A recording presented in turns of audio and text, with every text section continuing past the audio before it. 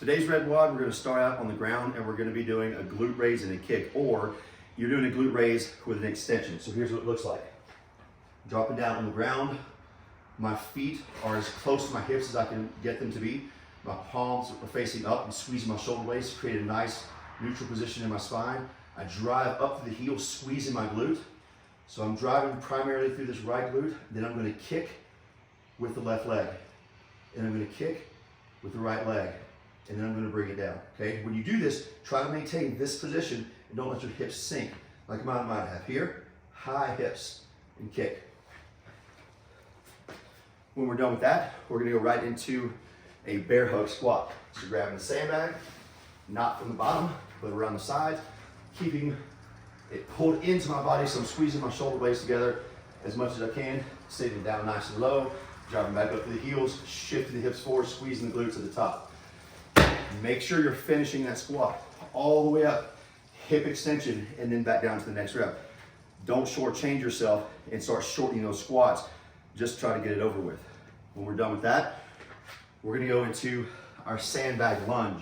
And for this one, I'm just gonna go with a back rack position. You can do whatever you want. You can put it on right shoulder, left shoulder, and switch them however. And then from here, stepping forward, driving to the heel of that front foot, coming all the way back up. Again, like I just mentioned from the squat, what I don't want to do is this. So I'm shorting my hips. I want to come all the way up and squeeze and extend, okay? Full extension of the hips.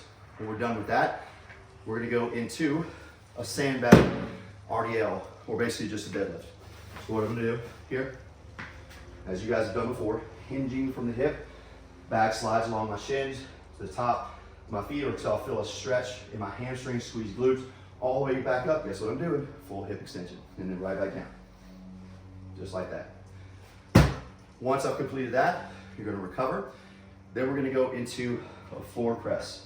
I found that it's easiest if I just clean the bag up and then sit down, rock back, and I'm in perfect position for my press from here.